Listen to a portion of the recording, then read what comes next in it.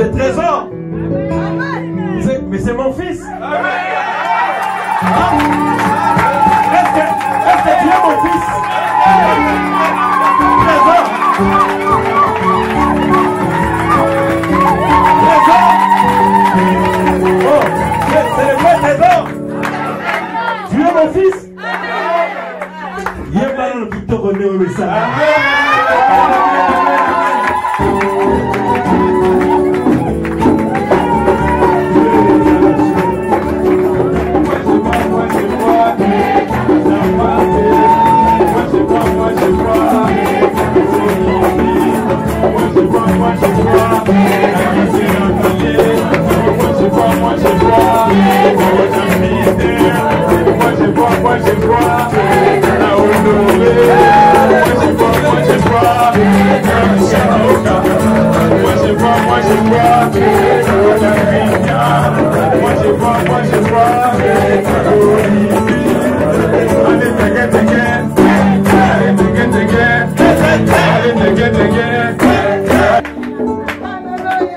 Qu'est-ce que tu vois quand tu regardes?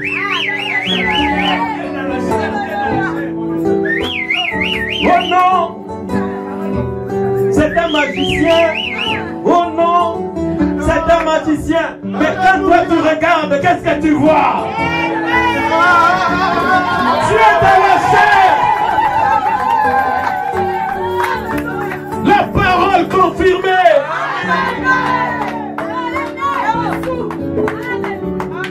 Oh non! Il a des démons, oh il est comme ça. Mais quand toi tu regardes, qu'est-ce que tu vois? Je vois une fille de Dieu manifestée.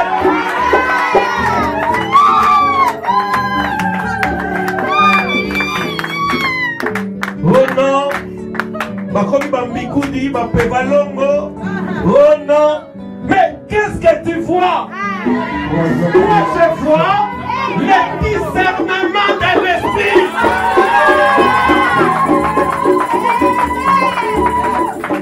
C'est le signe du Messie. Alléluia. Lys de la vallée. Laissez les hommes se tromper, ce n'est pas grave. Tous nous pouvons nous tromper. La Bible dit, Balaam et Balak regardèrent le peuple de Dieu. Israël était dans la vallée. Ils avaient oublié que parmi le peuple d'Israël, il y avait la colonne de feu. Il y avait les rochers frappés. Il y avait les serpents d'airain qui faisaient l'expiation pour le peuple. La grâce était avec ce peuple-là. La colonne de feu les accompagnait. La puissance de Dieu était dans le camp. Oh Balaam, qu'est-ce que toi tu as vu? Tu as vu un peuple dans la vallée, mais moi j'ai vu un prince. Un peuple choisi par Dieu. Un peuple élu pour manifester le troisième poule.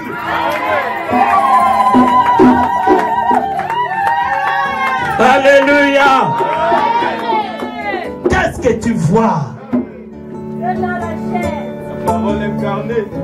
Alléluia. Jésus-Christ est mon berger. Le pasteur de Lys de la vallée.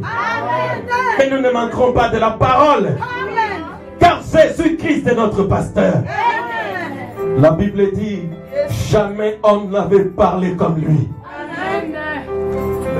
Jamais on n'avait entendu homme parler comme Jésus. Alléluia. Ah, nous sommes sûrs d'avoir une petite nourriture aujourd'hui. Amen. Amen. Amen. Nous sommes sûrs d'avoir la guérison aujourd'hui. Amen. Nous sommes sûrs d'avoir la délivrance aujourd'hui. Amen. Que Dieu soit loué. Amen. Est-ce qu'il y a ici des gens qui sont venus pour la première fois? Amen. Oui. Amen. Ah, vous pouvez vous lever.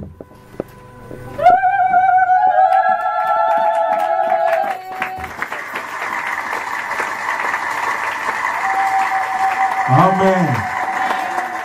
Oui, de qui s'agit-il? Oui, c'est qui? Rebecca. Rebecca. Ah, c'est la sœur Rebecca. Ah, d'accord. Vous venez d'où?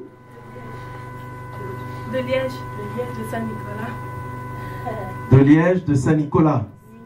Ah, tu es venu avec qui, sœur Rebecca? Avec mes deux sœurs et ma fille. Avec? Avec ma fille et mon papa. Ah, tes deux sœurs et ta fille. Et notre papa, le frère Dieudonné. Ah, c'est la fille de Frère Dieudonné. notre frère Dieudonné. Les filles. Amen.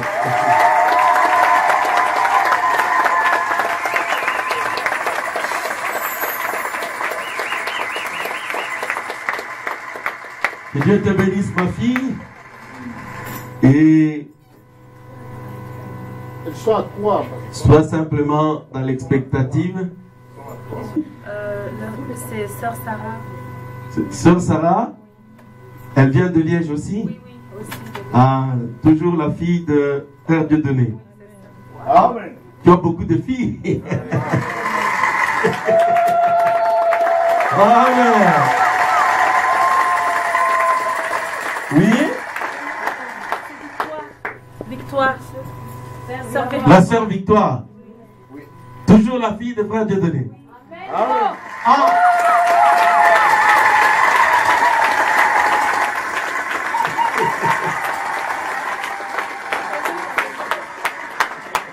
Frère, tu en as beaucoup. Donne-moi une. Moi, j'en ai seulement une.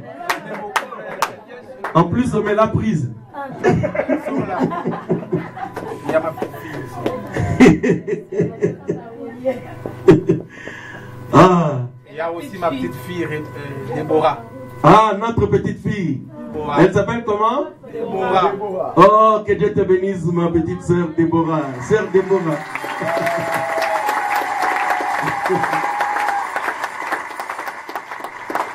Voilà, nous sommes très contents de vous avoir parmi nous.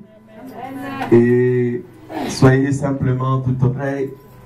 Je suis sûr que le Saint-Esprit vous dira quelque chose. Amen. C'est la sœur Marthe. Amen. Amen. On peut passer devant la bâtonne. En France, dans un voyage à la fin de l'année. Je suis allé en France pour un voyage et une visite amicale. La famille de mon combo s'appelle ma frère Nabiso en Christ. Dans une famille qui sont aussi nos frères en Christ. Bon, le premier jour, on a combattu na Boutou, on a très bien, et puis tout là, na Boutou, on a sukoyo, na ekolo tandoto. J'ai été bien reçu, ils m'ont bien accueilli, et la nuit, en dormant, j'ai eu un songe. Na loti ba tubinga tonga, mutongo aza mobali, a tubinga tonga tout justement à na luboko awa, ayebisinga na tubio tonga poison. Dans mon songe, j'avais vu un homme avec une piqûre et qui m'a dans une aiguille et qui m'a fait une piqûre ici et la voix m'a dit c'était un homme et il m'a dit tu vois j'étais injecté du poison. J'ai sursauté de mon sommeil, il était 4 heures du matin environ. J'ai prié et je me suis rendormi.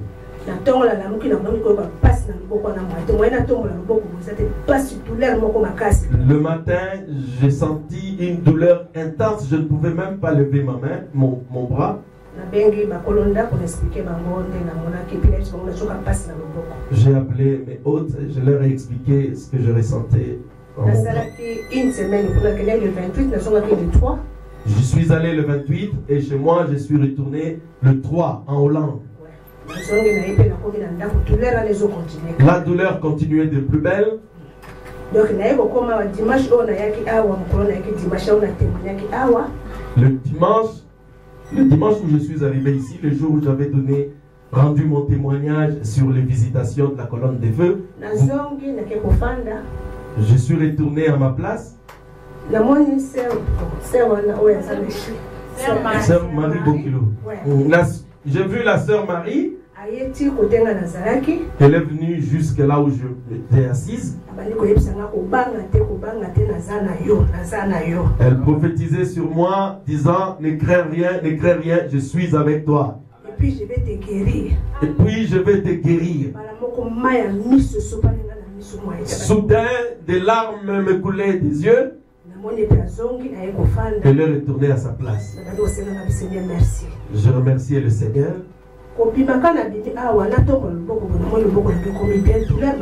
En sortant d'ici, la douleur était partie et le Seigneur Jésus-Christ m'avait guéri.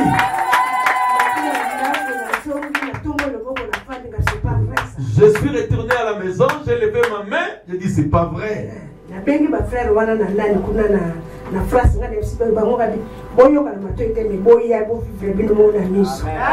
appelé mes hôtes en France. Je leur ai dit, ne vous limitez pas à entendre ou à regarder sur internet. Venez vous-même voir ce qui se passe ici. Et c'est pour ça que je suis venu et je l'ai témoigné au pasteur. Je remercie le Seigneur. Je lui dis merci. Amen. Hier, je parlais avec elle. Elle m'a dit, elle a appelé justement ses hôtes en France. Elle leur a dit, est-ce que, bon, je note en passant que ce sont justement ces deux frères-là qui lui ont parlé de moi. Elle venait quelque part ici à Liège, à l'église, mais elle ne me connaissait pas. Alors ses frères lui ont dit, mais est-ce que tu as déjà écouté le pasteur Franck? Il dit, non, je ne le connais pas. Il dit, va l'écouter. Et c'est comme ça qu'il m'a appelé. Et elle est venue ici. Donc, ses frères-là lui avaient parlé de moi. Et elle avait aussi rencontré la sœur Billy dans le train dans le passé. Alors, après être retournée ici, après sa visite et sa guérison, elle rappelle les frères qui lui ont recommandé, qui l'ont conseillé de venir ici. Elle dit, est-ce que Binomoko, êtes-vous déjà, l'avez-vous déjà écouté? Il dit, non, tu as Internet. Elle dit, non. Internet, faites tout, venez l'écouter. Bon, les autres choses qu'elle a dit, je n'ajoute pas, j'ai quand même un peu honte. Alors, elle a tellement aimé la parole et ce qu'elle a vu ici, le Saint-Esprit. Elle dit non, ne vous limitez pas sur Internet, venez écouter vous-même. Et nous remercions le Seigneur Jésus-Christ parce que nous savons que c'est lui notre berger, c'est lui le Saint-Esprit et c'est lui qui l'a guéri. Des acclamations à Jésus.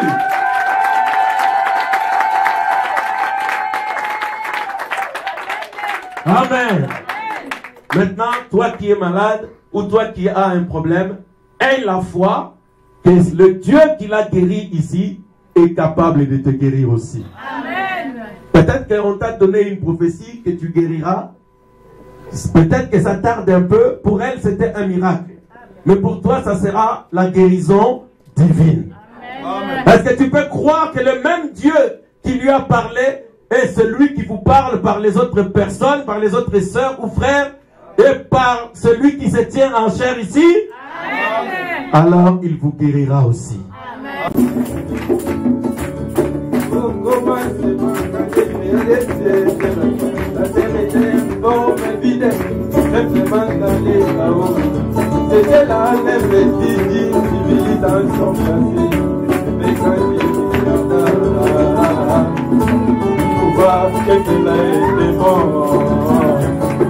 Oh, quand j'ai Kata, il faut voir que c'est là, il faut. Oh, mais toi, qu'est-ce que tu vois? Oh, toi, ma mère. Oh, mais toi, comment c'est? Qu'est-ce que tu vois? Oh, toi, mon frère. Nous sommes les cris des joies à l'honneur de notre Dieu.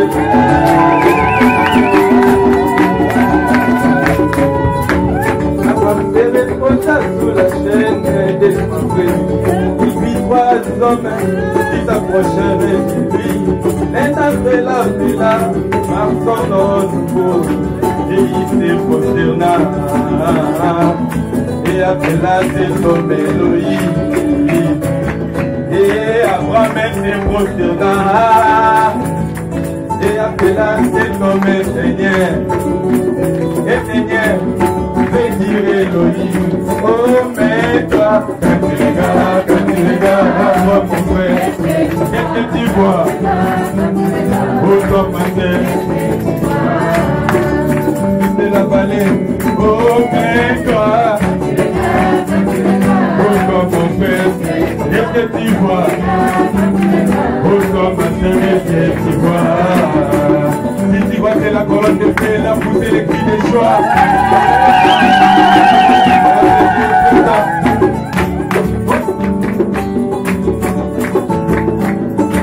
Pharaon regardait au travers des fenêtres les peuples d'Israël qui pataugeaient dans la boue pour lui détruire les esclaves qu'il avait sous son pouvoir. Mais Moïse regarda au travers de la même fenêtre. Oh, pour lui c'était les peuples bénis de l'Éternel. Oh, qui devrait hériter la terre promise des Canaan. Oh, mais toi,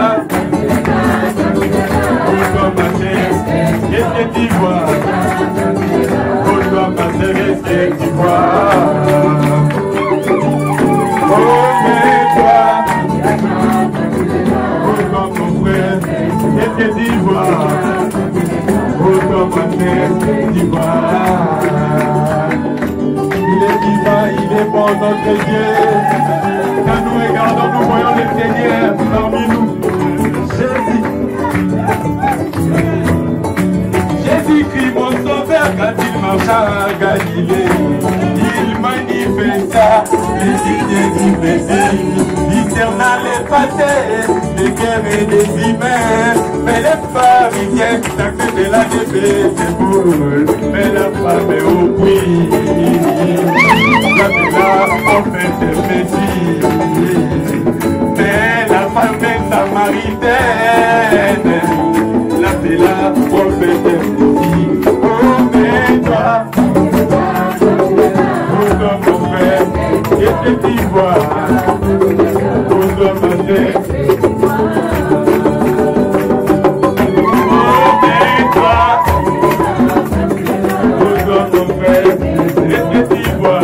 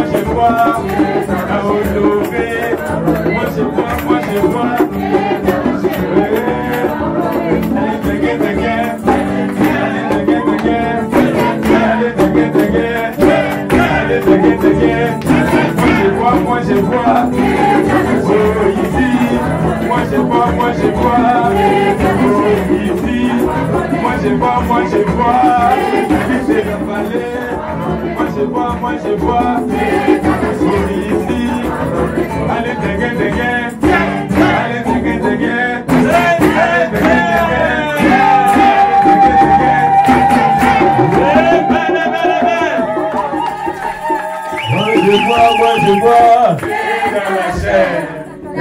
parole est confirmée. Dans mon îlot, Et dans la chair, la parole est confirmée. dans le trésor, Et dans la chair, la parole est confirmée.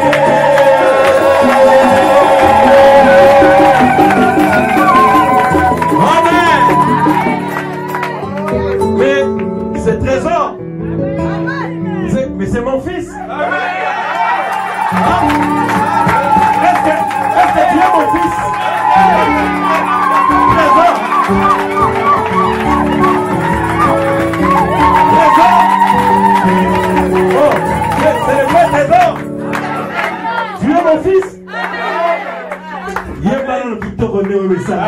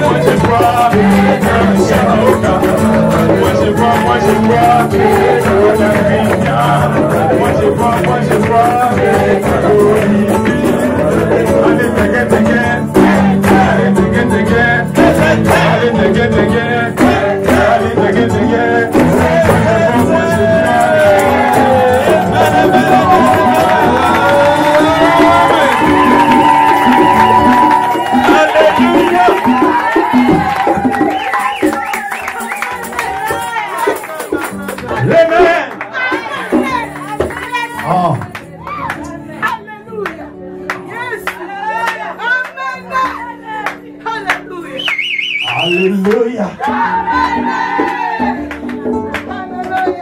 Qu'est-ce que tu vois quand tu regardes?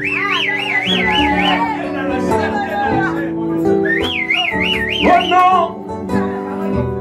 C'est un magicien! Oh non! C'est un magicien! Mais quand toi tu regardes, qu'est-ce que tu vois? Tu es dans la chair! La parole confirmée!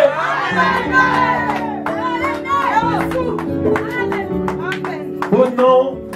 Il a des démons, oh il est comme ça. Mais quand toi tu regardes, qu'est-ce que tu vois? Je vois une fille de Dieu manifestée.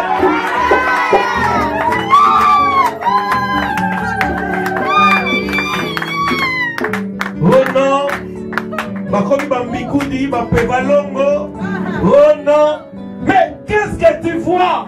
Moi je vois le discernement de l'esprit.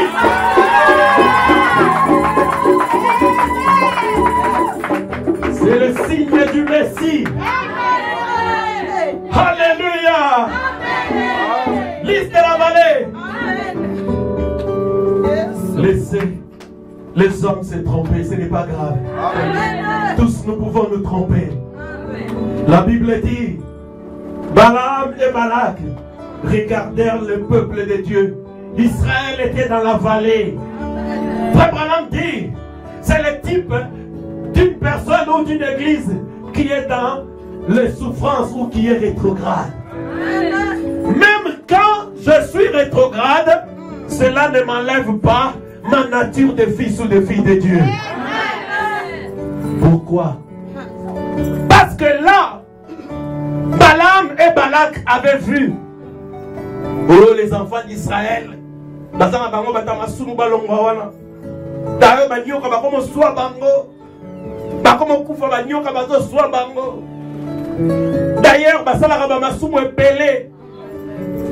Frère Branham dit, ils avaient oublié que parmi le peuple d'Israël, il y avait la colonne de feu, il y avait les rochers frappés, il y avait les serpents d'airain qui faisaient l'expiation pour le peuple. La grâce était avec ce peuple-là.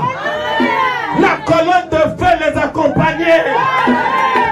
La puissance de Dieu était dans le camp. Oh Balaam, qu'est-ce que toi tu as vu? Tu as vu un peuple dans la vallée, mais moi j'ai vu un prince. Un peuple choisi par Dieu. Un peuple élu pour manifester le troisième poule.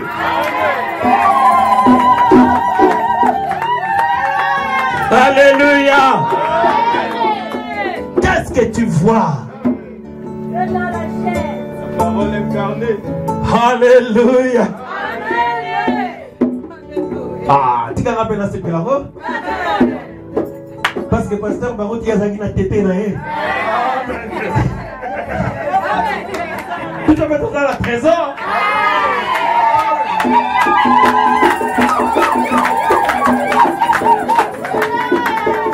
Ah oui. Motora tété na ye.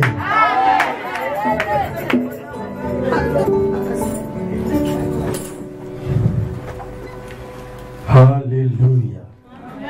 Bien.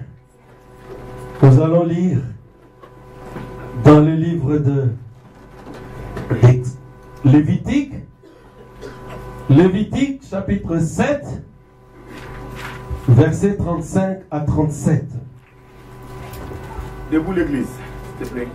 Levons-nous. La parole, c'est notre drapeau. Quand la parole, le drapeau est hissé, vous devez être fiers, debout. Oh, ça c'est le drapeau de notre pays. C'est là le droit que l'onction d'Aaron et de ses fils leur donnera sur les sacrifices consommés par les feux devant l'Éternel. Depuis le jour où ils seront présentés pour être à mon service dans les sacerdoces, c'est ce que l'Éternel ordonne aux enfants d'Israël de leur donner depuis le jour de leur onction. Ce sera une loi perpétuelle parmi leurs descendants. Telle est la loi de l'Holocauste, de l'offrande, du sacrifice d'expiation, du sacrifice de culpabilité, de la consécration et du sacrifice d'action de grâce. Amen. Église, retenez très bien. Donc, depuis le jour où les Lévites, les fils d'Aaron, ceux qui avaient le travail à faire dans le temple, depuis le jour où ils reçurent l'onction, cela leur donna droit, 1, à ce sacrifice consumé par les feux, et à ces 4 sacrifices dont la Bible parle. Donc ces gens qui avaient reçu l'onction, si vous prenez Lévitique 7, vous allez voir quand ils reçurent l'onction, le fils d'Aaron. Aaron, c'est le frère de Moïse. Aaron était un lévite. Et ses fils, c'était aussi des lévites. Alors ils reçurent l'onction pour travailler dans le temple. Alors depuis ce jour-là, ils ont eu droit à 4 types de sacrifices. Donc c'est le sacrifice de l'expiation, le sacrifice de culpabilité, le sacrifice de consécration et le sacrifice d'action de grâce. Amen. Si vous prenez Lévitique 8, vous allez voir que là, Dieu détaille comment, qu'est-ce qui devait précéder ces rituels. Avant de faire tous ces sacrifices, on apportait du bétail pour chacun de ces sacrifices-là. Amen. Amen. Et je crois que vous êtes des adorateurs comme eux étaient des adorateurs, n'est-ce pas? Amen. Donc parce que nous sommes des adorateurs, nous devons savoir que le sacrifice a été toujours lié à l'adoration. On ne peut pas adorer sans sacrifice. Église, est-ce que vous êtes avec moi? Amen. Amen. Depuis le verset 13 jusqu'au verset 20. Allez, je vais vous proposer une longue lecture. Et puis, vous allez vous asseoir. Nombre chapitre 8, du verset 13 au verset 20.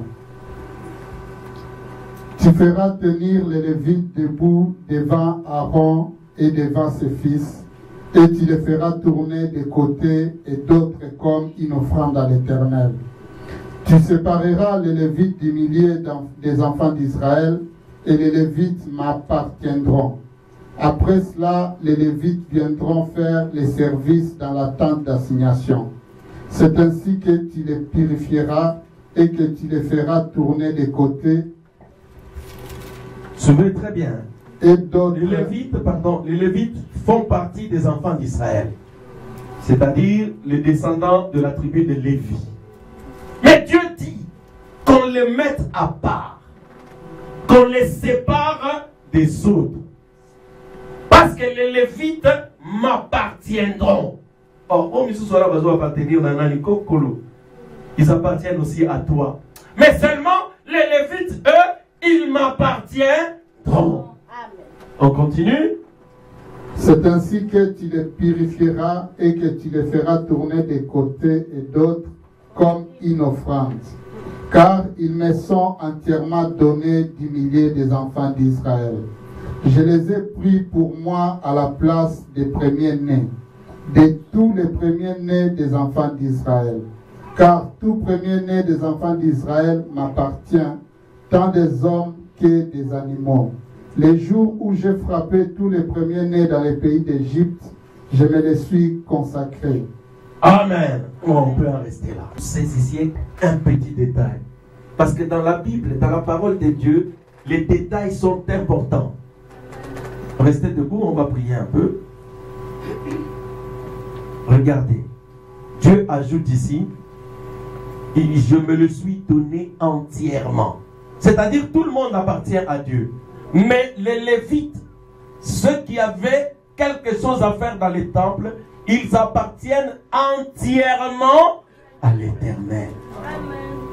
Donc, entièrement. Ils appartiennent entièrement, totalement à l'Éternel. Alors, Dieu les appelle comment? Dieu les appelle les premiers-nés. Premier-né, il a dit moi dans le sauté.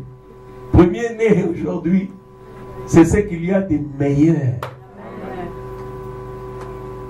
C'est ce qu'on offre au Seigneur. Amen. Dieu s'est choisi les meilleurs. Je vous l'avais dit ici un jour. Si Dieu vous choisit pour que vous croyiez ce message, vous êtes le premier-né de votre famille. Amen. Quel que soit ce qu'eux ils voient quand ils regardent. Mais quand Dieu te regarde, Dieu voit que celui-là c'est mon premier-né. Amen. Oh pasteur, comment tu le sais? Mais parce que tu crois le message de ton temps. Amen. Parce que l'Éternel te l'est offert. Dieu jalimpeka oyo tobonje linzabe ojalibota oyo Yahweh adima obokonayo Yesu ekokisama Yozalibeka yalibela bolingo nayo Yesu esimba mokili nayo Yesu de biso toswibo sofi oya motuya utakase nayo tojalibeka yalibela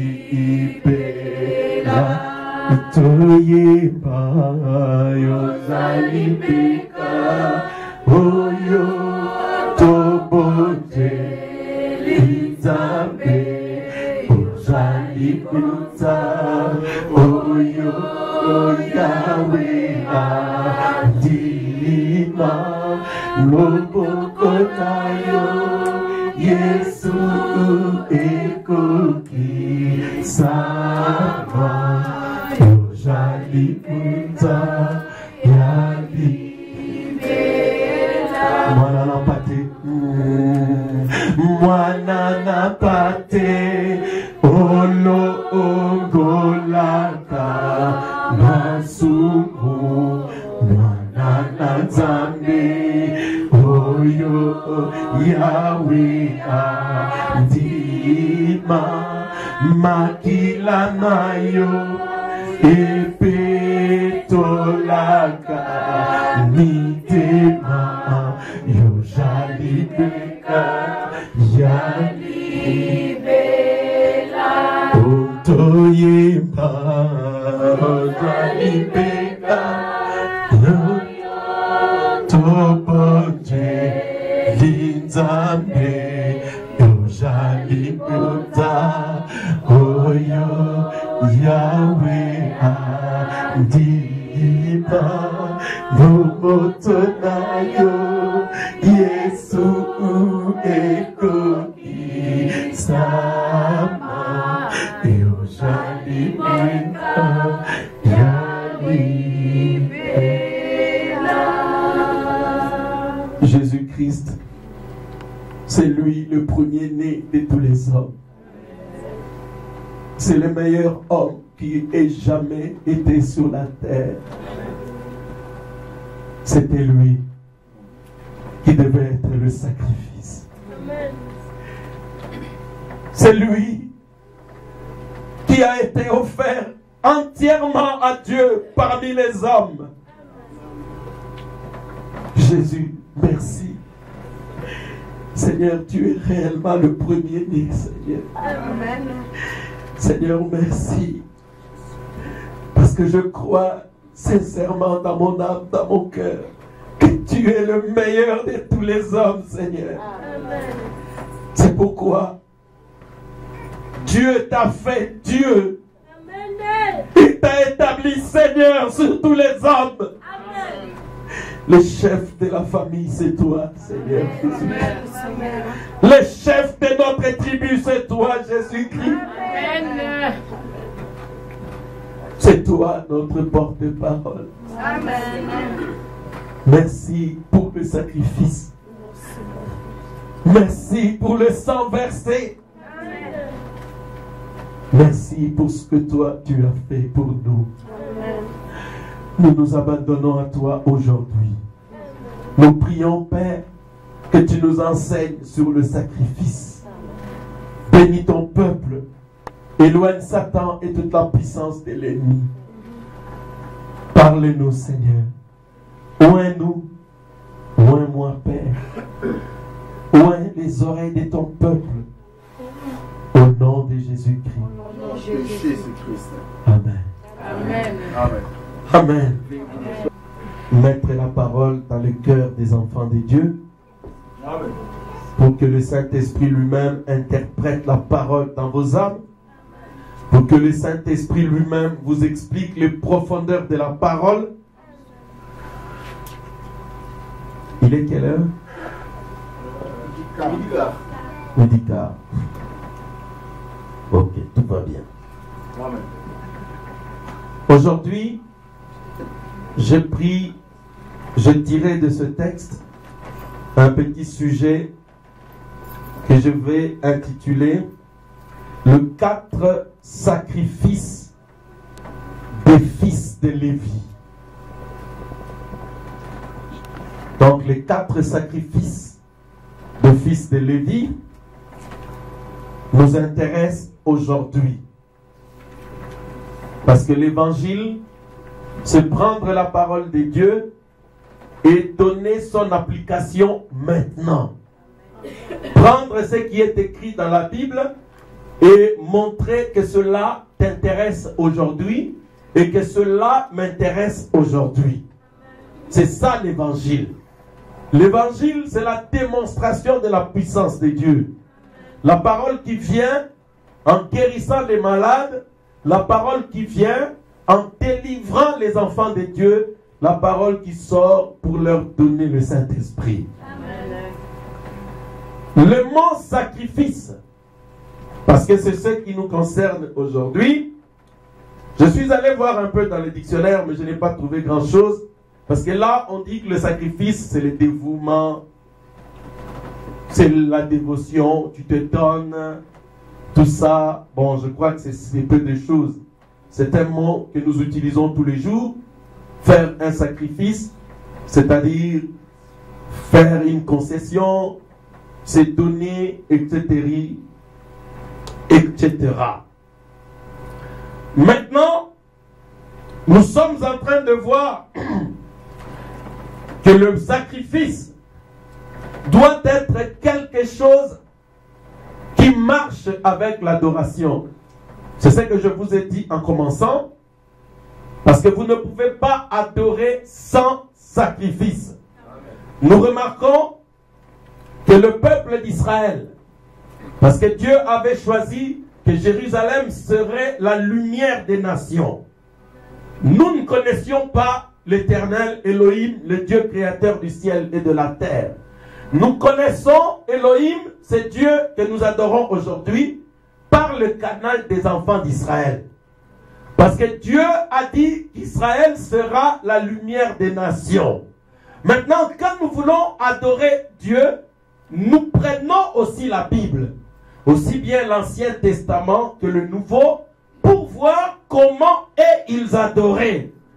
Et le Nouveau Testament nous explique cette adoration, ce que ça peut signifier pour nous aujourd'hui. Est-ce que vous êtes avec moi? Amen. Le mot sacrifice. Retenez que le sacrifice marche toujours avec l'adoration. Vous ne pouvez pas adorer correctement si à la base il n'y a pas un sacrifice. Et c'est pourquoi je prends la prédication Église au paragraphe 6. Oui, nous allons lire quelque chose au paragraphe 6 de la prédication Église. Église et sa condition, prêchée en 1956. Tu peux donner la date, frère Christian, rapidement.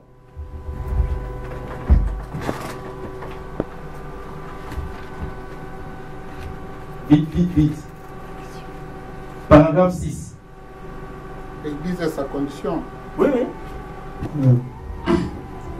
L'Église et sa condition, le dimanche matin 5 août 1956. Et ainsi, ils sont très fidèles pour aller à l'église. Les Esquimaux, au paragraphe 6. Frère Branham parle des Esquimaux. Suivez très bien. Ouvrez grandement vos oreilles. Oui. Peu importe le froid qu'il fait, ils s'envelopperont d'une couverture et sur un traîneau tiré par un cheval, ils parcourront une 50aine de kilomètres pour se rendre à l'église.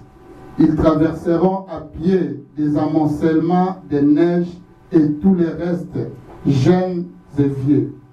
Ils s'assemblent tous et une famille va chercher l'autre et ils commencent à marcher.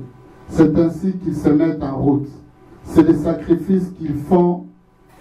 C'est le sacrifice qu'ils font qui fait qu'ils reçoivent tant de la réunion. Quand il n'y a pas de sacrifice, on ne retire pas grand-chose de la réunion. Il faut vraiment vous y mettre et faire quelque chose qui fait très mal. Amen. Il va continuer. Est-ce que vous suivez ce que le prophète dit? Amen. Il parle des Esquimaux qui venaient de 50aines de kilomètres. Ils marchaient tirés par les traîneaux dans la neige. Ils faisaient toutes ces distances-là pour aller écouter ce message que vous écoutez aujourd'hui. Alors, ils venaient de très loin. C'était un sacrifice. Il faisait froid. Ils avaient des enfants. Ils avaient des tout petits enfants avec leurs membres de famille. À cause du froid, ils mettaient une couverture. Ils se mettent là sur les traîneaux. Ils parcourent une 50aine de kilomètres, certains à pied, pour aller écouter la parole. Et Frère Branham dit que c'était le sacrifice qu'ils faisaient pour venir adorer. Ces Esquimaux-là, ils allaient très loin. Et le prophète dit, vous ne retirez pas grand-chose de la réunion si vous ne faites pas un sacrifice. Amen. Continue, frère Christian. Il faut vraiment vous y mettre et faire quelque chose qui fait très mal.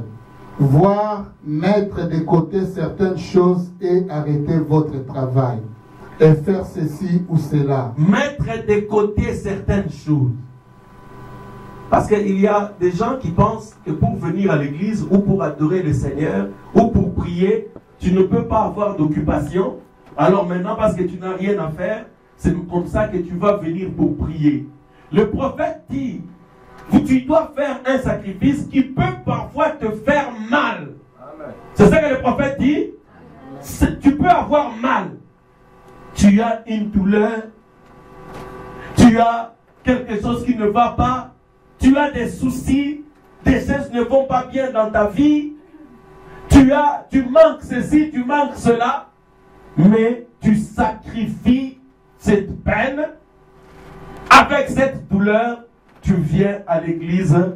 Et ça sera aussi un sacrifice. Amen. Je crois que vous êtes avec moi.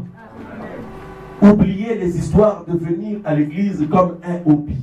Vous allez voir quelqu'un qui ne vient pas à l'église. Sœur, frère, pourquoi tu n'es pas venu à l'église?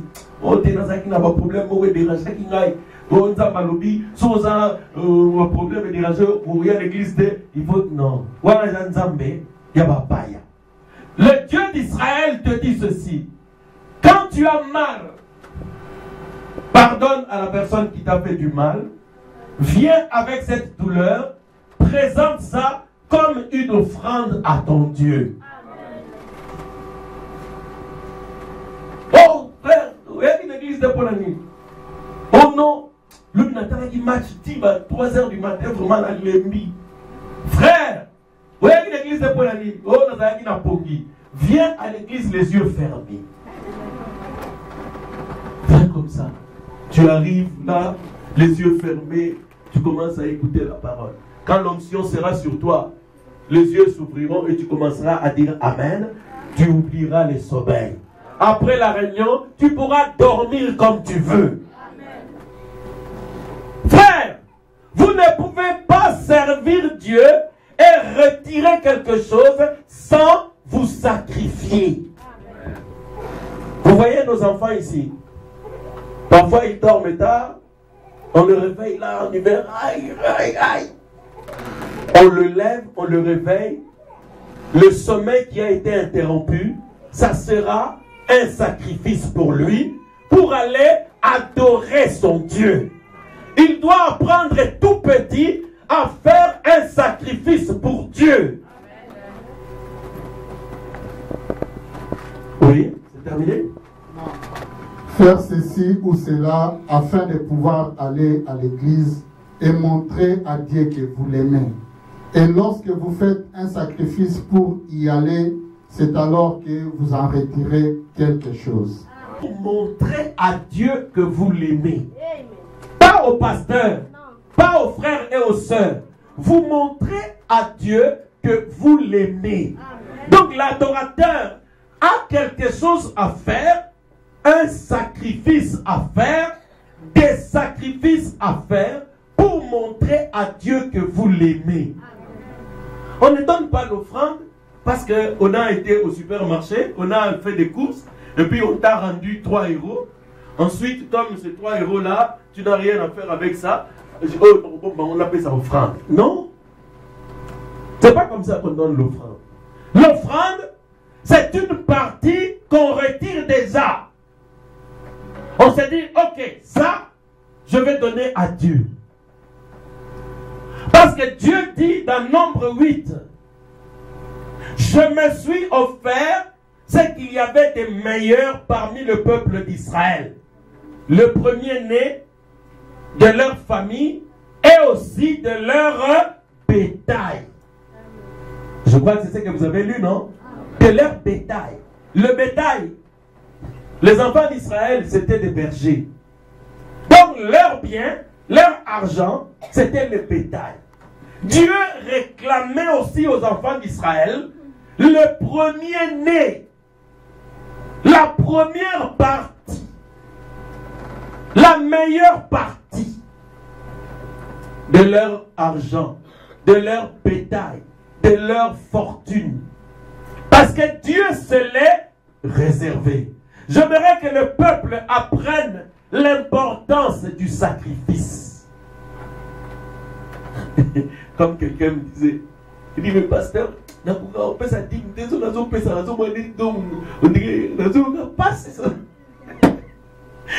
Il faut passer. Pourquoi? Parce que c'est le sacrifice. Tu dois avoir mal. Bon, c'est vrai que pour ceux qui commencent, nous, comme on le faisait, c'était devenu automatique.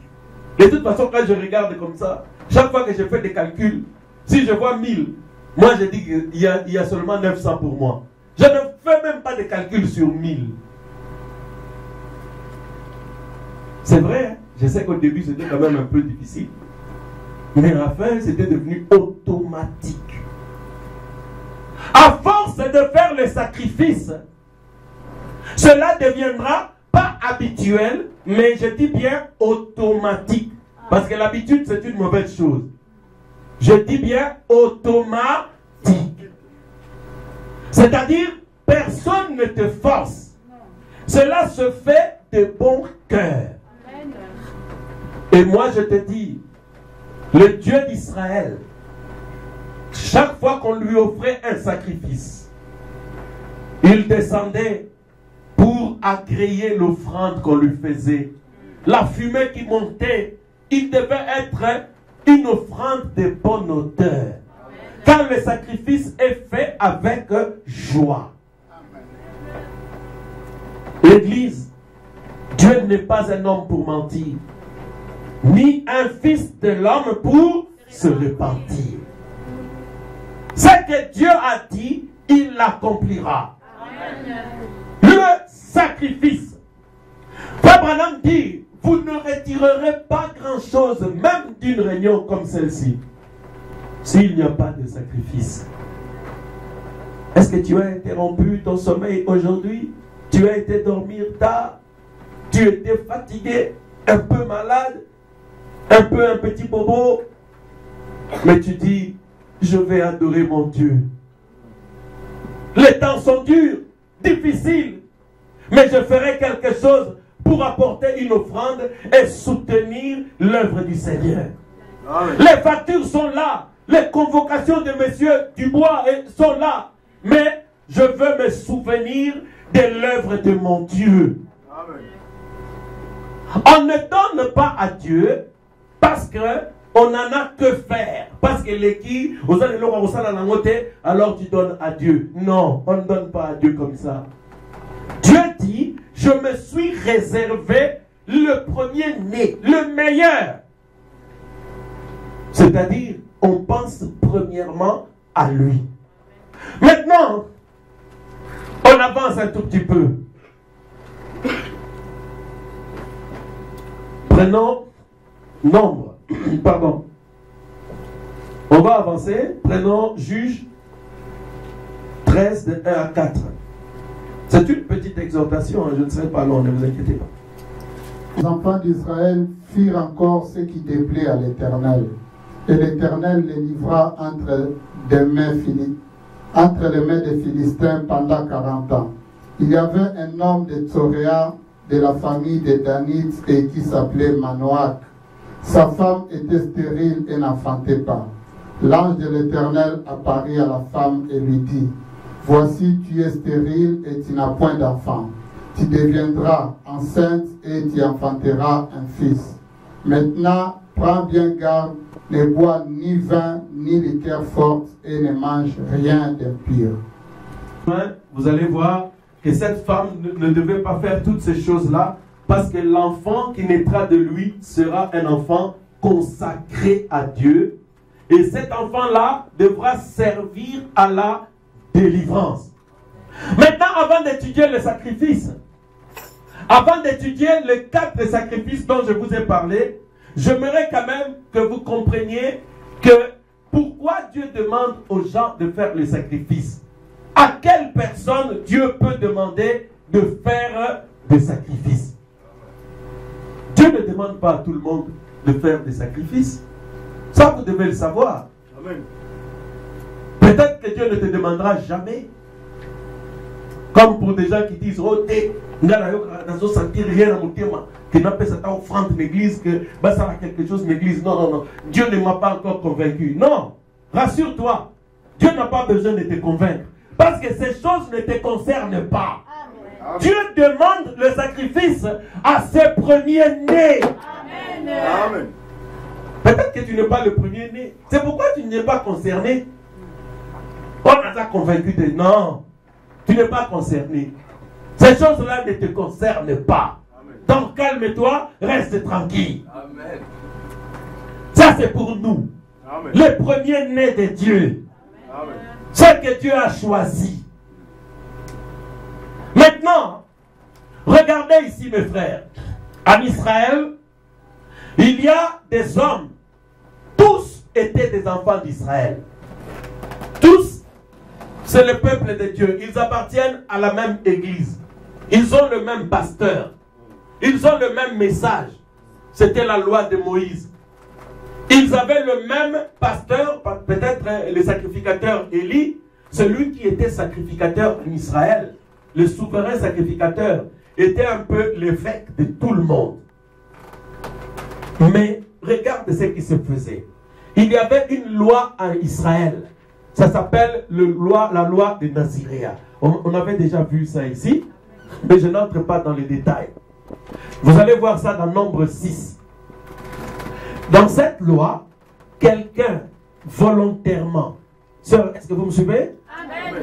Frère, vous me suivez? Amen. Donc en Israël, tous faisaient partie de l'église. Tous, ils aiment Jésus-Christ. Ce dimanche aujourd'hui, si vous allez dans toutes les églises, vous allez voir qu'on parle de Jésus-Christ, on adore Jésus-Christ, on chante pour lui. Est-ce que c'est la vérité? Amen. C'était aussi comme ça en Israël. Maintenant, parmi les enfants d'Israël, il y en avait certains, quand ils vivaient, ils voyaient par exemple que le peuple était dans le péché, que les choses n'allaient pas dans les camps, dans sa famille, ou dans sa tribu, ou dans sa maison.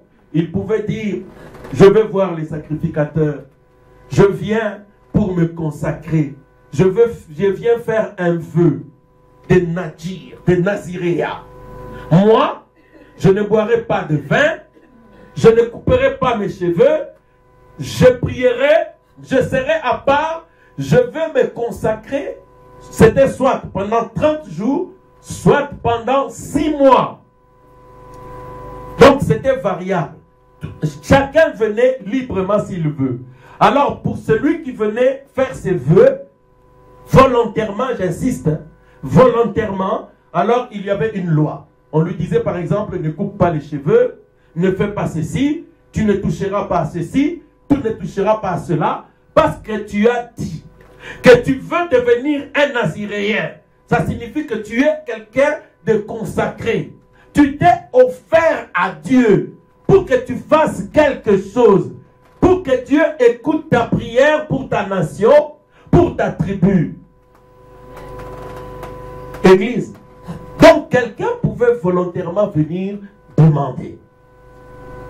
Vous allez voir parfois, même dans les églises du monde, nous avons parfois vu des hommes qui se consacrent, ils aiment Dieu, ils se privent, ils prient, ils jeûnent, ils font ça. On peut voir ça dans les églises du monde.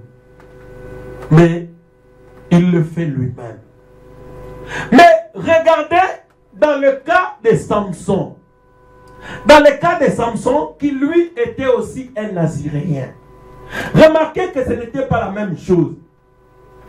La maman de Samson n'avait pas demandé, il n'avait pas demandé à devenir naziréenne. Je crois que vous avez lu comme moi, non? Amen. Elle ne l'a pas demandé. Le papa de Samson non plus. Je continue. Samson lui-même, il n'avait pas demandé à être naziréen. Il ne l'a pas demandé. Est-ce que je dis la vérité? Amen. Mais si vous prenez le livre des Nombres, vous allez voir que quelqu'un devrait le demander. Il fallait que Senga volontairement. Mais Samson, lui, il ne l'avait pas demandé. Dieu lui-même, par la visite d'un ange, un ange est descendu dans cette église qui s'appelle Manoach Tabernacle. L'ange a dit, ici, naîtra un enfant. Et cet enfant doit servir à la délivrance. Ce n'était pas toutes les femmes. Moi, je peux vous dire qu'en ce moment-là, en Israël, il y avait peut-être 5850 stériles. Mais cet ange avait choisi la femme de Manoach, sans lui demander son avis. L'ange dit que l'enfant qui naîtra, il sera un Naziréen. Pourquoi?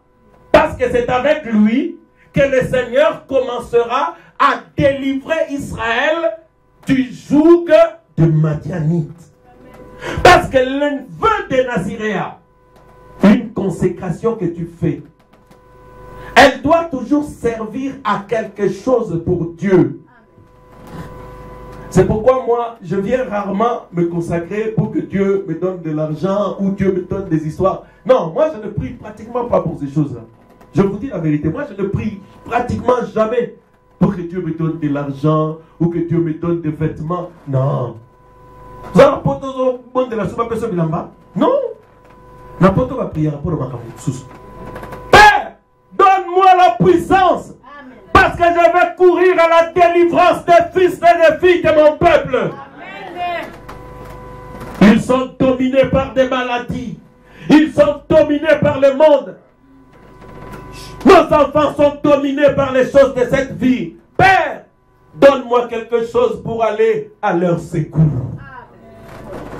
C'était le but pour lequel l'ange voulait que Samson soit consacré.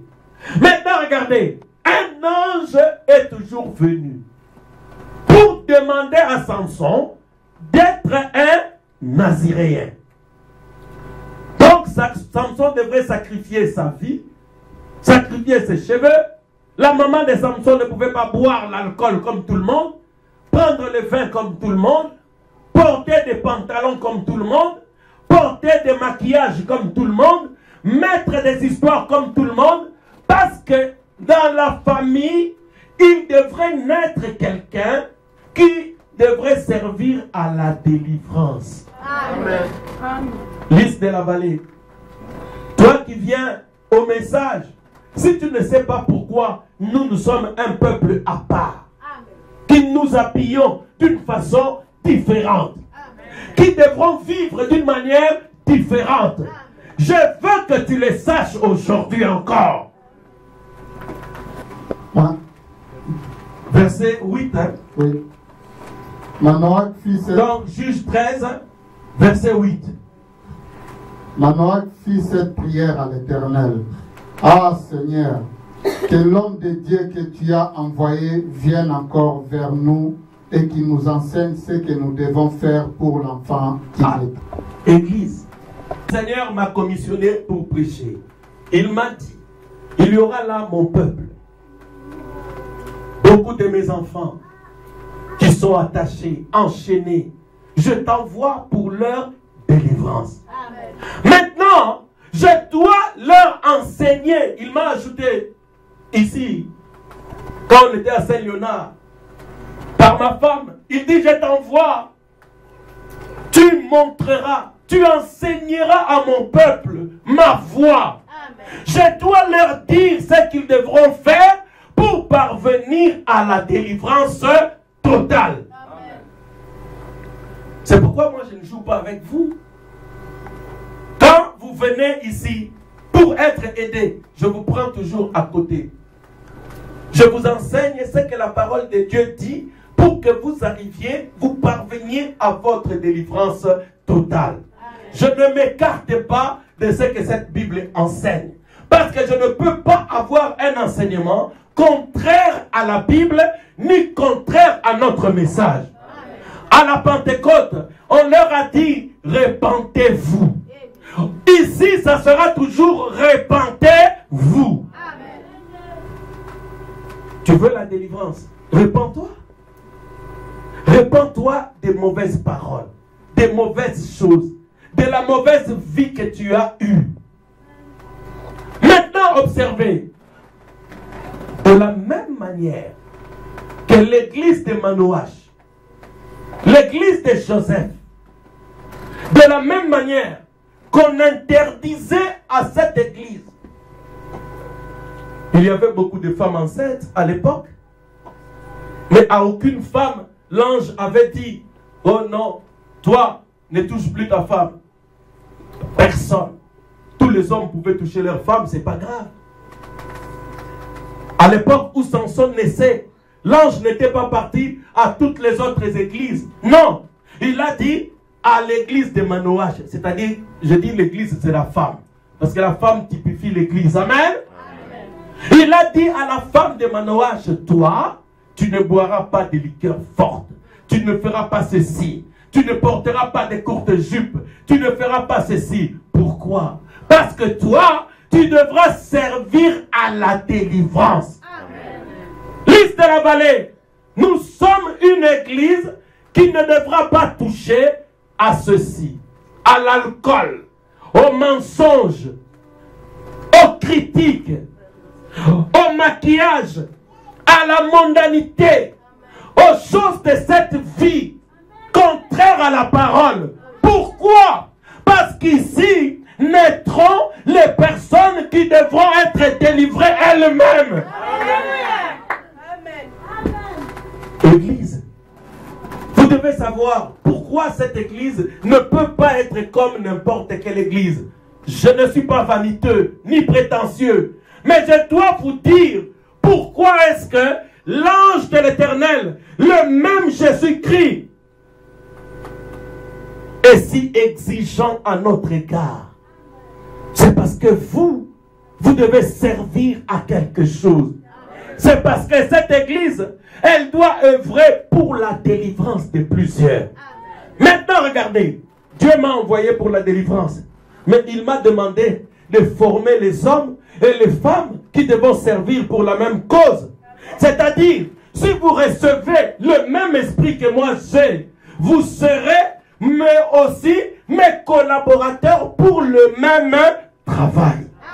Amen. Église, vous allez peut-être me trouver très exigeant. Je dois malheureusement l'être pour vous. Amen. Pas pour n'importe qui. Si je sors là-bas, ou je vais quelque part, je trouve quelqu'un, il va, Pasteur Franck, il paraît que l'église, je vais te dire, non, mon soeur, c'est très bien, ça te va ça. Ah, pourquoi Pasteur Franck? Oui, parce qu'elle n'est peut-être pas une première-née. Si son pasteur lui a dit de se maquiller, ce n'est pas mon affaire. Je suis responsable des personnes à qui Dieu m'a envoyé. Amen. Amen. À vous, je dirai toute la vérité. Amen. Parce que je ne veux pas que votre sang retombe sur mes mains. Amen. Je suis responsable de votre âme devant le Seigneur. Amen. Église, est-ce que c'est difficile à comprendre? Non. Voilà pourquoi nous prendrons la Bible, ou même les autres prédicateurs, ils prendront la parole. Nous vous enseignerons ce que vous devez faire. Parce qu'aujourd'hui, Dieu voit un peuple nombreux qui a besoin de la délivrance. Alors, pourquoi est-ce que Pasteur Franck, Dieu nous exige à nous? Mais dans l'Ancien Testament, c'était volontaire, non? Moutabouri Goya, pour se sanctifier pendant 30 jours, selon la loi des Nazir, des Naziréas. Moi, je sais qu'il y a des chrétiens ou des chrétiennes qui se sanctifient pour quelques jours. Au mon soeur ou frère, s'il a des problèmes, jour où on a prière, on a un problème. Mais quand il a un peu d'argent, fini. Ce sont des gens qui faisaient le vœu de Naziréa pour 30 jours ou pour 60 jours. Sœur en Afrique, visa, Seigneur, à comment on à l'église, visa, Seigneur, Naya, t'as la commis potoboé. Sœur, la courage au bout de la même attend 15 minutes, parce qu'elle a déjà le visa et elle est déjà en Europe. Frère, sœur, ça, ce sont des gens qui faisaient volontairement le feu des Naziréens. Les gens qui se consacraient eux-mêmes volontairement. Maintenant, regardez. Pour Samson et Jésus, c'était par rapport à leur maman. Ils n'avaient pas le choix. Parce que Dieu avait déjà décidé, avant même leur naissance, qu'ils devraient être des personnes consacrées. Maintenant, pour toi, fille de Sion, toi qui es né ou qui naîtras de ce ministère, suivez-moi bien. Parce que tu naîtras ou tu es né par une nouvelle naissance, avant même que tu ne sois né dans la parole et dans le Saint-Esprit, il y avait déjà pour toi un message. Que les rasoirs ne devraient pas passer sur ta tête. Amen. Que tu devrais t'abstenir de vin et de liqueurs fortes. Amen. Pourquoi? Parce que tu es quelqu'un qui est né dans la parole et dans l'esprit comme Samson et Jésus. Amen. Lys de la Vallée n'est-elle pas une femme? C'est une église. Amen. Alors Lys de la Vallée, écoute. Ne bois pas l'alcool. Ne te souille pas. Ne fais pas des histoires hypocrites ni bizarres. Parce que là, il naîtra des gens qui seront des Naziréens. Et Frère Branham dit dans la prédication une délivrance totale, je crois au paragraphe 53. Le prophète dit, si l'Église croit qu'on ne devrait pas boire l'alcool, fumer, la cigarette, tout ça, quand on est membre d'une Église, on est appelé à être membre de ce groupe-là. Tout ce que l'Église interdit par la parole de ne pas faire, tu es obligé de ne pas le faire. Amen. Amen. Alléluia. Église, je ne veux pas d'hypocrite ici. Amen. Si vous pensez que vous êtes membre de Lys de la Vallée Tabernacle, tout ce que la Bible interdit vous concerne. Amen. Ou alors vous prenez la porte. Amen. Parce que nous sommes des Naziréens. Amen. Alléluia. Oui, cette église qui s'appelait Marie n'était pas n'importe quelle église. Parce que Marie avait à son sein une personne qui devait servir à la délivrance. Lys de la Vallée est enceinte. Elle va enfanter qui? Elle va enfanter le même Jésus-Christ, le Fils de l'homme. Lys de la Vallée va enfanter la colonne de feu. Parce qu'elle commencera la délivrance de toute personne qui viendra dans les contrées. Amen. Oh Seigneur, c'est toi qui l'as décidé. Dieu nous a dit, ils vont venir de très loin, de partout, et ils viendront ici pour adorer. Dieu les attire. Est-ce que Dieu nous a dit la vérité? Amen. Oui. Est-ce qu'il y a des gens qui viennent de loin ici? Oui. Vous êtes un peuple qui se trouvait dans la prophétie. Amen. Si vous ne savez pas pourquoi vous avez été appelés, attirés ici, Dieu a prophétisé qu'ils viendront de partout pour venir ici. Amen. Alléluia. Frère, maintenant, parce que vous avez compris, comme Lévitique 7, 35, 37 dit, depuis le jour où le fils d'Aaron avait reçu l'onction par Moïse, depuis ce jour-là, ils ont eu droit à accomplir les 4 sacrifices. Oh pasteur, mais pourquoi est-ce qu'il faut lancer un sacrifice? Pourquoi est-ce que je dois me sacrifier comme ça? Parce que vous avez reçu l'onction. Parce que vous êtes nés de nouveau. Parce que vous êtes nés de Dieu. Comme Jésus était né de Dieu. Comme Samson était né par la volonté de Dieu. Vous, vous êtes nés de nouveau. Maintenant, regardez. Il y avait le sacrifice d'expiation. Le premier. Bon, maintenant je survole. Expiation, pourquoi? Il y avait un taureau expiatoire. L'expiation, c'était un sacrifice qui devait être fait pour tout le monde. Remarquez, même dans Nombre 16, il y avait la vache rousse qui devait servir de vache rousse pour l'expiation de tous les enfants d'Israël. Les sacrifices d'expiation, elles concernent tout le monde. Tout le monde, tous les enfants d'Israël. C'était fait pour le péché du peuple. Donc, une fois l'an, le sacrificateur prenait soit un agneau ou un taureau qui devait être sacrifié, et on prenait le sang, on faisait 7 fois l'aspersion de l'autel. C'était pourquoi? C'était pour le péché de tous les enfants d'Israël. Amen. Le sacrifice d'expiation, c'était un agneau qui devait mourir pour tous. C'est l'agneau pascal, je vous ai dit le vendredi que c'était Jésus-Christ. Amen. Jésus-Christ, il a été sacrifié pour tout le monde. Tous les peuples du monde, ceux qui veulent. Parce que Jean-Baptiste a dit, voici l'agneau qui ôte le péché du monde. Parce que quiconque croit en lui, quiconque reçoit la parole de son temps, c'est-à-dire Jésus-Christ aujourd'hui, celui-là, il a le droit de bénéficier de ce sacrifice d'expiation. Retenez bien cela. Maintenant, il y a le deuxième sacrifice de culpabilité, de faute. La Bible dit, on explique tout ça dans Lévitique 8. C'est-à-dire pour ça, chacun, là c'est maintenant individuel. Tout celui qui fait une faute, il doit prendre un bélier, ou il doit prendre une tourterelle, ou un quoi, il l'amène devant les sacrificateurs pour son péché à lui. Mais le sacrifice d'expiation, il se faisait pour tout le monde. Est-ce que vous avez retenu? Amen. Le sacrifice de culpabilité, c'est pour ton péché à toi. Mon frère, ma soeur.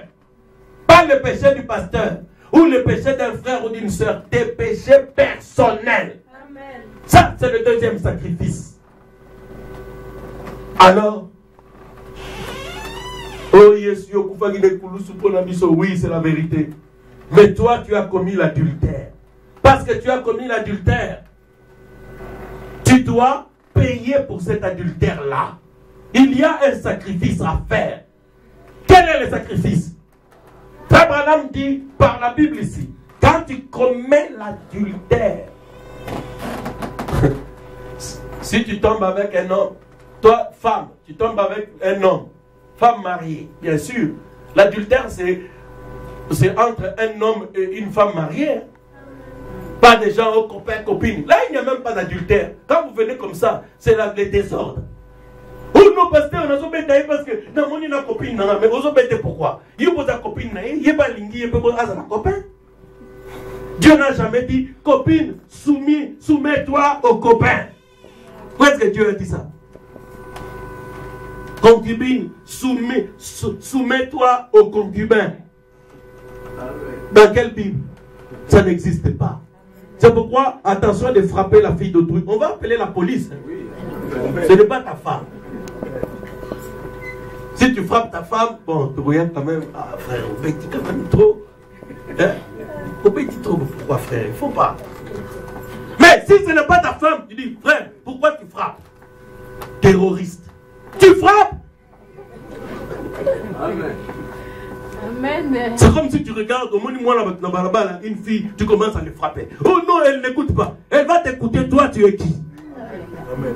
Oh non, pasteur, elle n'écoute pas. Elle va t'écouter pourquoi? Est-ce que c'est ta femme pour qu'elle t'écoute? Ne frappe pas la fille d'autrui comme ça. Bien. Quand une femme mariée commet l'adultère, Frère Branham dit, tu en parles à ton mari. Tu vas prendre l'homme avec qui tu as commis l'adultère, tu l'amènes devant ton mari. Tu dis, voilà, j'ai commis l'adultère avec cet homme. Maintenant, ton mari, s'il veut, il te pardonne. Et puis, l'affaire s'arrête là. Ensuite, tu retournes au Seigneur, tu pries le Seigneur te pardonne. Amen. Tu viens chez le pasteur, nous chassons les démons d'adultère. Amen. Oh! Tu vas à Kinshasa là-bas, tu tombes avec une femme. Tu veux, ah non, quoi, non, bon.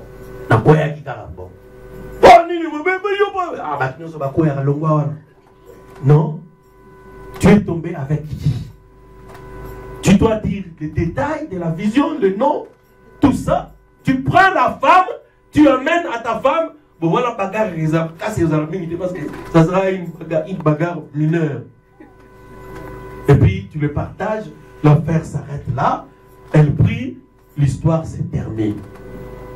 Le péché d'adultère, c'est contre ton mari et contre Dieu. Et parce que tu as souillé l'église, si les gens le savent, tu demanderas pardon aussi à l'église. S'ils le savent. S'ils ne le savent pas, on priera pour toi, on chasse l'esprit.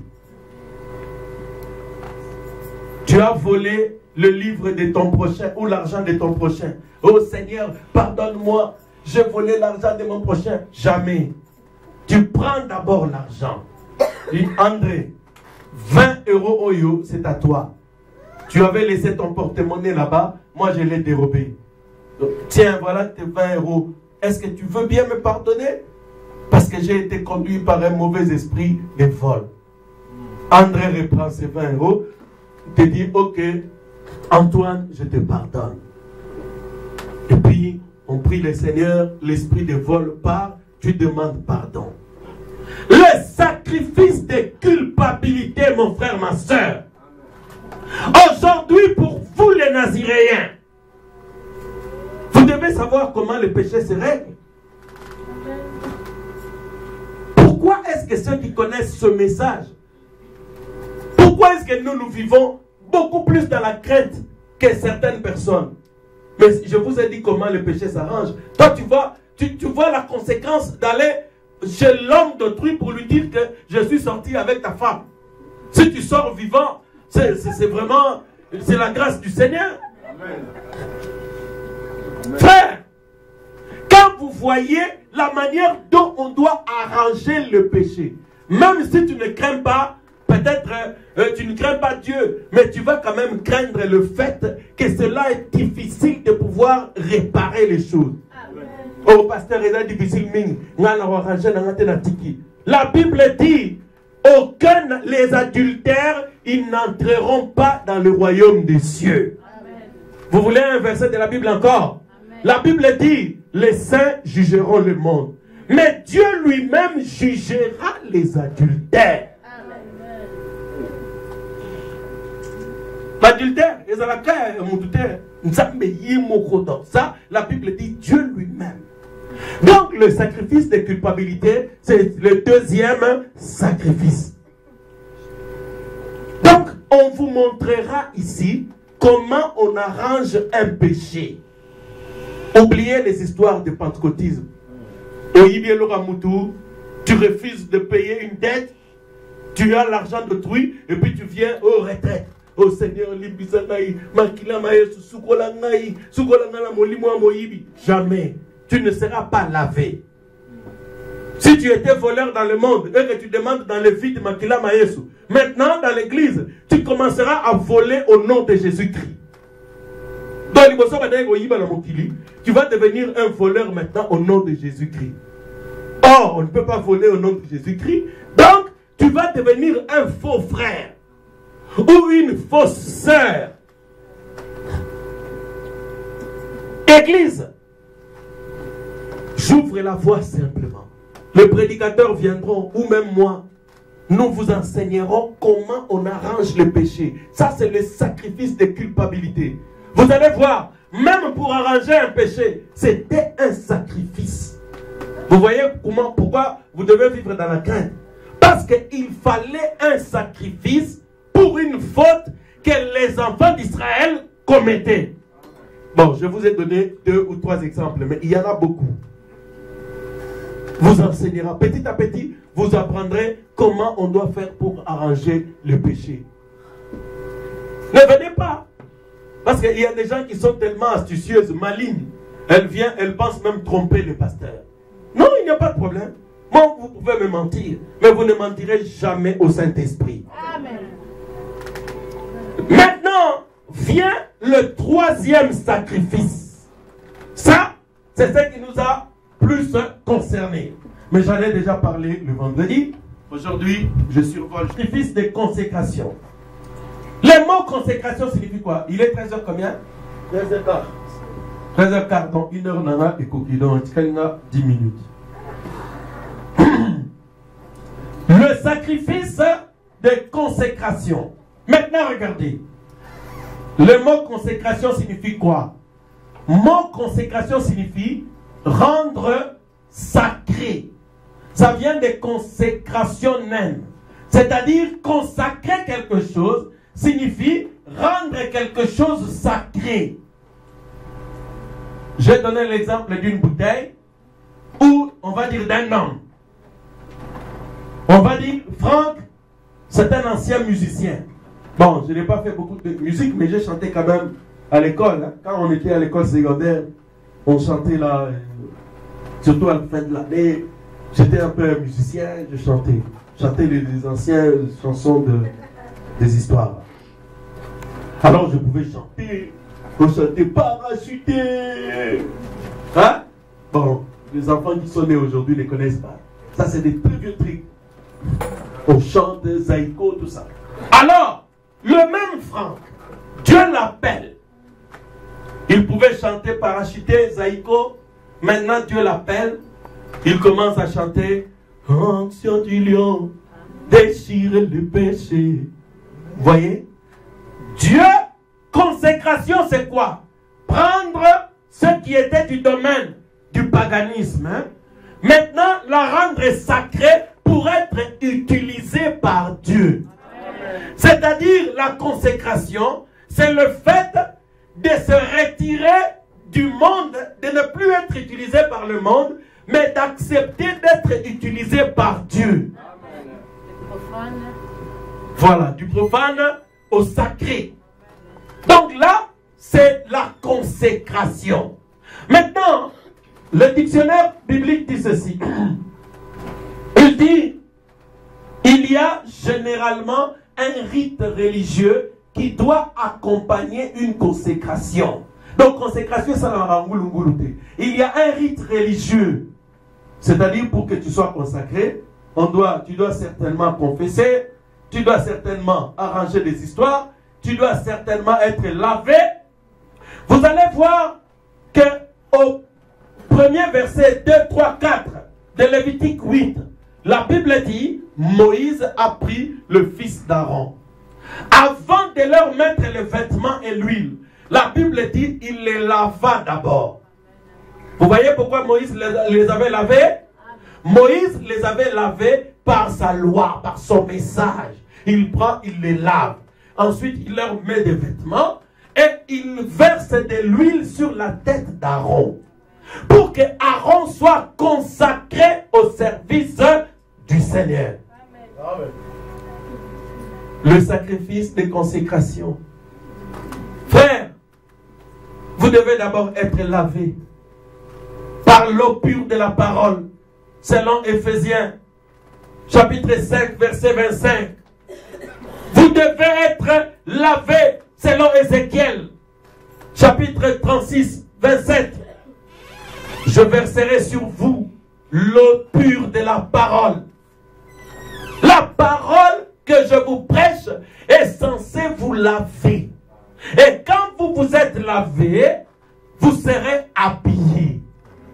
Pourquoi habillés? Parce que dans Apocalypse 3, pour le livre de Laodicée, l'âge de Laodicée, la Bible dit, venez de moi acheter de l'or éprouvé par les feux. On avait vu l'or là devant la porte, n'est-ce pas? Amen. La divinité de Jésus-Christ.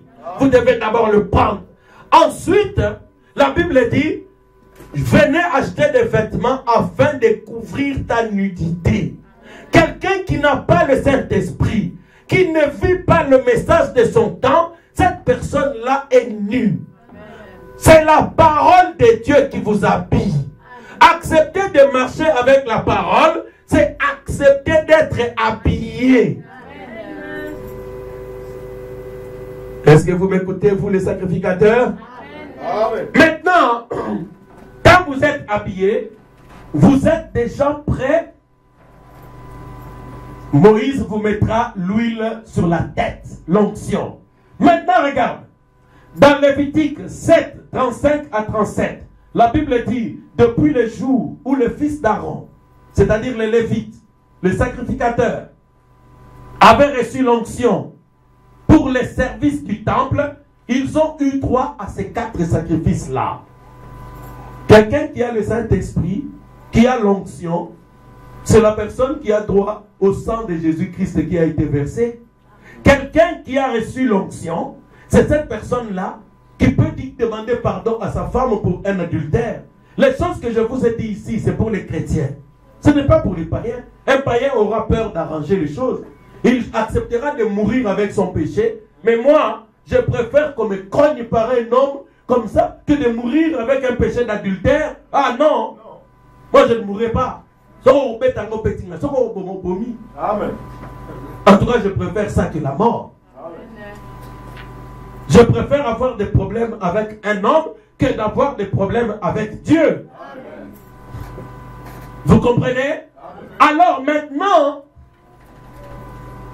quand ils ont reçu l'onction, alors ils sont prêts pour ces 4 sacrifices. Vous allez dire, mais vous, il fallait que l'onction tombe sur vous. Oui, parce que Joël 2, 28 dit, Dieu répandra son esprit sur toute chair. C'est-à-dire vous qui devez recevoir le Saint-Esprit. Vous qui devez recevoir cette onction-là.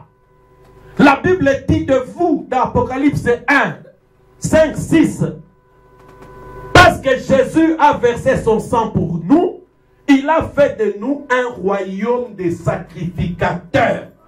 Donc nous devenons des sacrificateurs des Lévites, des fils et des filles d'Aaron. Église, maintenant regardez, en Israël, ce sacrifice de consécration n'était pas obligatoire pour tout le monde, mais c'était obligatoire pour des Lévites, les fils et les filles d'Aaron. Vous comprenez pourquoi vous devez le faire? Parce que vous êtes des sacrificateurs. 1, 2, parce que vous êtes des Naziréens par votre naissance. Parce que vous êtes nés de nouveau et vous avez reçu le Saint-Esprit. Amen. Église, je crois que vous avez compris. Maintenant, vous allez vous consacrer. Quand on consacre une église comme celle-là, ça s'appelle une dédicace. Quand on consacre un prédicateur ou une soeur ou une fille pour le service, ça s'appelle une ordination. Bon, là, c'est souvent pour les prédicateurs. Une ordination. Pour les vases ou les chantres et tout ça, ça s'appelle une consécration. Vous êtes consacré pour le service. Maintenant, le sacrifice de consécration, le troisième, ce n'est pas un sacrifice qu'on faisait pour la faute, pour un péché. Non. C'est un sacrifice. On prend une chose, un corps, on le consacre à Dieu. C'est-à-dire, on décide de devenir une personne sacrée. Quand vous devenez sacré, le monde ne vous dit plus rien. Vous croyez le message de votre temps. Le Saint-Esprit est sur vous. Vous avez reçu l'onction comme les fils et les filles d'Aaron. Maintenant, vous pouvez servir dans le tabernacle de Dieu, dans le temple de Dieu. Et le 5e sacrifice, c'est le sacrifice d'action de grâce. Quand Dieu fait des merveilles pour vous, vous devez être reconnaissant. Vous devez retourner pour remercier le Seigneur. Et quand on vient parfois, on peut amener quelque chose. Un sacrifice d'action de grâce, c'est le sacrifice de reconnaissance. Voilà les 4 sacrifices des fils de Lévi. Et nous sommes des fils et des filles de Lévi. Pourquoi? Parce que nous sommes les premiers nés. Par la naissance de la parole parlée, nous sommes devenus des Naziréens. Des personnes consacrées à Dieu. Des personnes qui avons accepté l'expiation faite par le Seigneur Jésus-Christ. Les personnes qui arrangeons nos vies conformément au message de l'heure. Pour le 2e sacrifice de culpabilité. Des personnes qui se consacrent continuellement pour être utilisées par Dieu pour les sacrifices de consécration. de personnes qui devront avoir la reconnaissance. Comme frère Stein, il est venu pour dire sa reconnaissance au Seigneur pour ce que le Seigneur a fait pour lui. Comme nous devons le faire constamment. Il y a des jours où nous viendrons ici uniquement pour remercier le Seigneur, pour la guérison, pour sa bonté, pour tout ce qu'il ne cesse de faire. Que Dieu vous bénisse.